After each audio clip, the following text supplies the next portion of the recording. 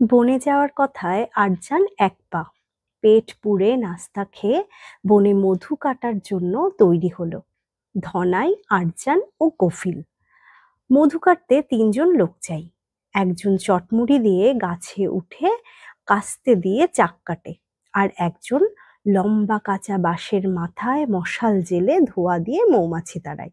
আর তৃতীয় জন একটা বড় ধামা হাতে চাকের নিচে দাঁড়ায়, যাতে চাক কাটা শুরু হলে সেগুলো মাটিতে না পড়ে ধামার মধ্যেই পড়ে। যে সে কিন্তু মৌচাক কাটতে পারে না। লোকে বলে মন্ত্র জানা চাই। মন্ত্র দিয়ে মৌমাছিকে ভুল পথে চালিত করতে হয়। তা না হলে একবার শত্রুর খোঁজ পেলে লক্ষ লক্ষ মৌমাছি ছেকে ধরে তাকে কামড়ে শেষ করে দেবে। ধনাই মন্ত্র জানে, সে নিজে তাই বলে, কিন্তু লোকে তা বিশ্বাস করে না। তারা ভাবে ধনাই মামু গোয়ার, তাই গোয়ার তুমি করেই মধু কাটে। দলের সঙ্গে একটা কলসিও থাকে। এক একটা চাক কাটা হলে মধু ঝেড়ে ঝেড়ে তাতে বোঝাই করা হয়। মধুর চাক খুঁজতে খুঁজতে গভীর বনে কোথায় গিয়ে হাজির হতে হবে তার কোনো ঠিকানা নেই। শীতের শেষে সুন্দরবনে নানা গাছে ফুল ধরেছে। গরান গাছের ছোট ছোট ফুল, হলদে রং। সকাল থেকে ফুলের গন্ধে, হলুদ রঙে আর মৌমাছির গুঞ্জনে বন মেতে উঠেছে।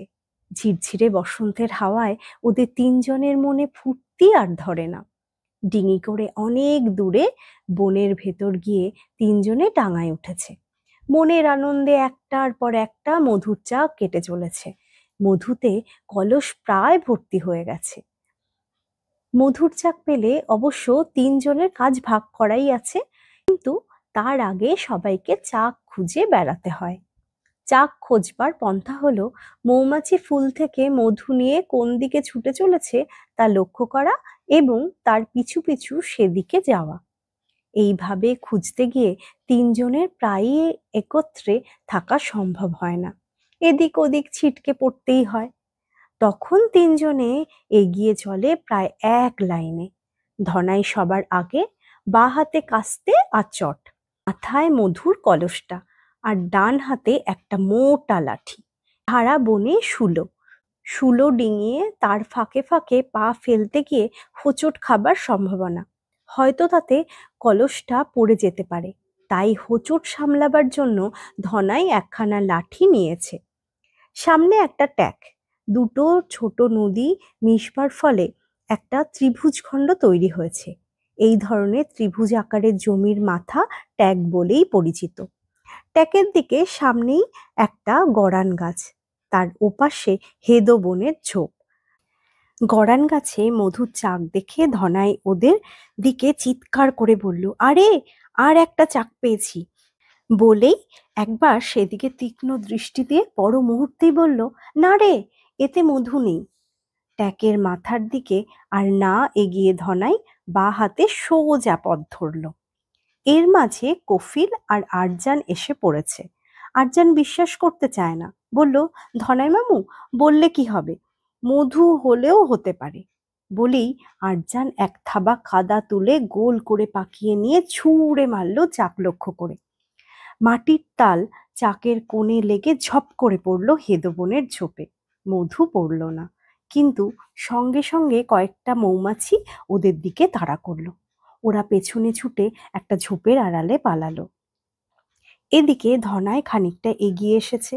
তার সামনে ৩-৪ হাত চওড়া একটা শিশে, ছোট সরু খাদ। কলস মাথায় নিয়ে কি করে লাফ দিয়ে ওই শিশে পার হবে তাই তার সমস্যা। তার দীর্ঘ লাঠিখানা সাঁকোর মতো করে এপার ওপার ফেলে দিল।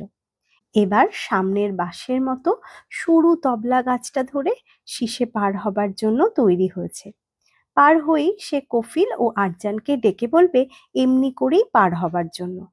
কিন্তু ওদের সাড়া পাওয়া যাচ্ছে না কেন ভেবেই সে একবার পেছনে তাকাবার চেষ্টা করলো, কিন্তু তাকাবার অবকাশ ধনাই পেল না। বিকট হুঙ্কারে বাঘ ঝাঁপিয়ে পড়ল তার ওপর। সে হুঙ্কারে বন কেঁপে উঠল থরথর করে। আরজান ও কফিল ঝোপের আড়ালে হতবম্ব। তাদের কথা বলার শক্তি নেই, নড়বারও কোনো শক্তি রইল না, পালাবারও না, এগোবারও না। এদিকে ধনাইকে লক্ষ্য করে ঝাঁপ দিলেও বাঘ গিয়ে পড়ল সেই তবলা গাছের ওপর, যে গাছটা ধরে ধনাই শীর্ষে পার হতে চেয়েছিল। ধনাইকে ডিঙিয়ে বাঘের মাথা ওই গাছটাতে ঠোক্কর খেলো দুর্দান্ত বেগে। মাথায় আঘাত খেয়ে বাঘ উল্টে গিয়ে ধপাস করে পড়ল শীষের ভেতর। তবলা গাছটা বাঘের থাবা থেকে ধনাইকে বাঁচালো বটে, কিন্তু তাকে বাঘের লেজের বাড়ি খেতে হলো সপাত করে। লেজের বাড়িতে তার মাথার মধুর কলস পড়ে গেল। বাঘও পড়ল শীষের গর্তের ভেতর। কলসও ভেঙে পড়ল তার মাথার ওপর। বাঘের সারা মুখে, নাকে, চোখে ছিটকে পড়ল মধু। আর মুখে মধু পড়তেই বাঘ চোখ মুখ কুঁচকে বেজায় ফোঁত ফোঁত করতে লাগলো। লেখক শিবশঙ্কর মিত্রের লেখা মধু আনতে বাঘের মুখে গল্পটি শুনছিলে আমার মুখে। আমি বৈশাখী। ওয়ার্ল্ড অফ বই চ্যানেলটি তোমাদের কেমন লাগছে জানিও। এরকম মজার মজার গল্প নিয়ে আমি তোমাদের সামনে হাজির হচ্ছি, এবং সামনেও অনেক পর্ব নিয়ে আসবো। তোমাদের কেমন লাগছে আমায় জানিও। আর যদি ভালো লেগে থাকে বন্ধুদের সঙ্গে শেয়ার করো। ঠিক আছে, আজ তবে আসলাম আবার আরেকটি ভিডিও নিয়ে। আমি তোমাদের সঙ্গে দেখা করব।